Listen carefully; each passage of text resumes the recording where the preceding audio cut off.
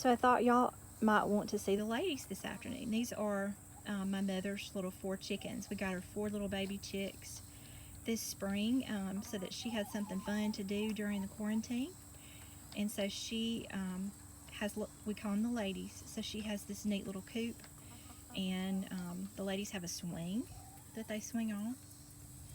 There's their chicken swing that they actually use. They like that swing.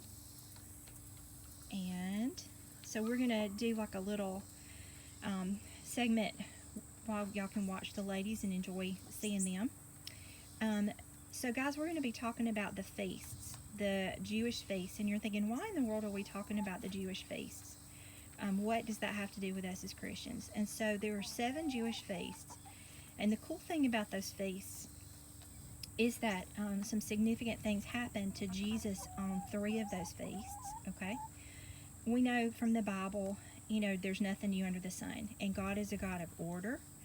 And he has patterns throughout the Bible that repeat. There are things that repeat from the Old Testament to the New Testament. And it's just really cool to see how God completes the Jewish feast with things with Jesus. So the first thing that he did is for Passover. That was actually when Jesus was crucified. That actually happened on Passover. The day that he was buried was the day of unleavened bread. That was the Feast of Unleavened Bread. And the day that he was resurrected was the Feast of First Fruits. And so those 3 spring feasts, and there's one more spring-summer feast, occurred during, the Jewish feast days. Okay? I'm sorry I got distracted looking at Loretta. Loretta's the lead chicken, just in case y'all didn't know. But in any case, Pentecost is the one that we kind of have our eye on, is the feast we kind of have our eye on. The Holy Spirit came down during Pentecost, and on the Christians who were praying together at that point in time. And we're going to talk about that a little bit, why that is. The Pentecost season is a high watch time for Rapture. And then there are 3 fall feasts that we will discuss a little bit later, and I'm going to tell you some really cool stuff I learned about trumpets.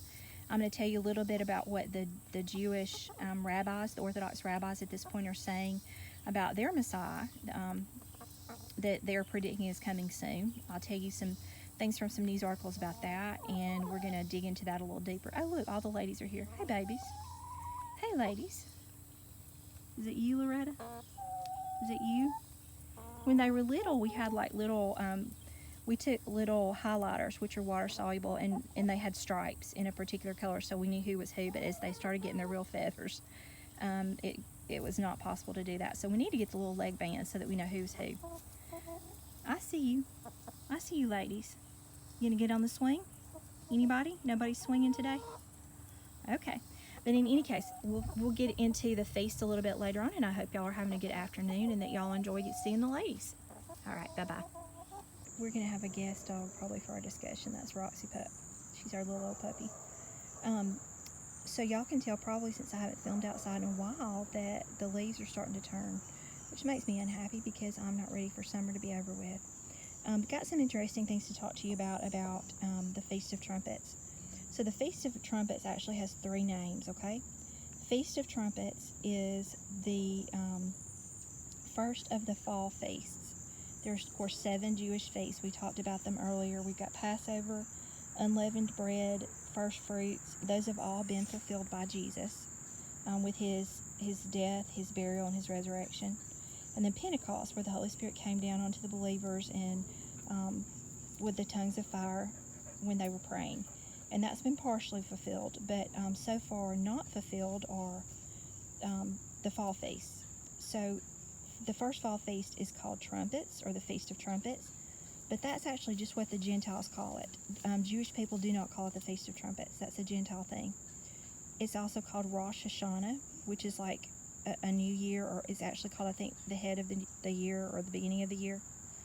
And then there's the actual original name for the feast, which is called Yom Teruah.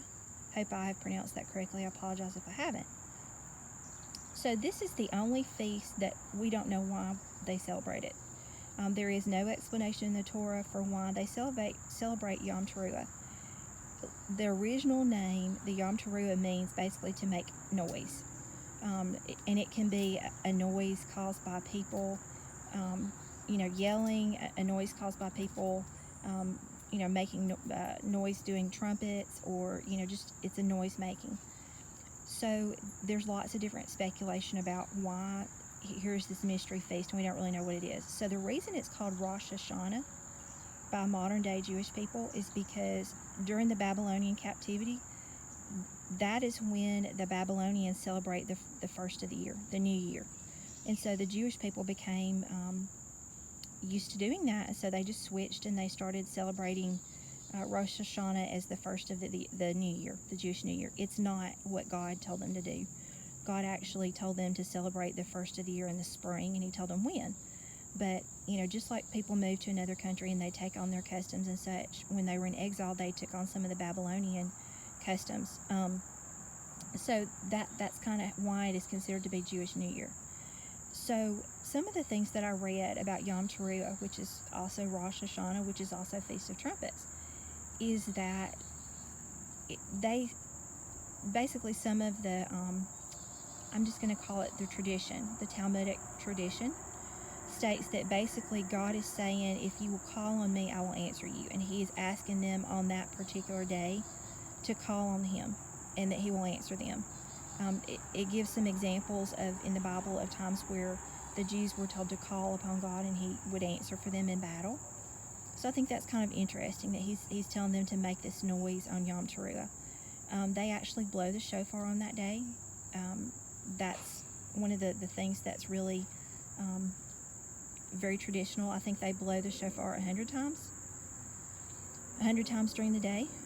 So just kind of look it up. It's very interesting. But y'all look up Yom Teruah and see what you come up with. The only feast that is not mentioned in the Torah as to why they are to celebrate it. So what a lot of the folks that study Bible prophecy think, when that is fulfilled, what they actually think is that that's going to wind up being the beginning of the oh goodness, I've blanked on it. The beginning of the tribulation. That's going to be the day on which the tribulation starts. And so that would give a logical reason why, the people of Israel would need to call upon the Lord to help them. Because the tribulation is going to be very hard on the whole world, and Israel is going to play a key part. As soon as we are raptured, as soon as the church is raptured, God's attention moves solely back to Israel. So just kind of keep that in mind. So that's why the feasts are important. I've done all my look, check out this notebook. I've got the multicolors going. This is glitter pen. I'm fancy because you can buy yourself glitter pens now. It's what the cool kids do, is they do their notes in multicolors. In any case, if you have any questions about this, or you have learned anything cool about Yom Teruah you want to share, just kind of put it in the comments. And we're going to also talk about the Feast of Atonement, and we're going to talk about tabernacles.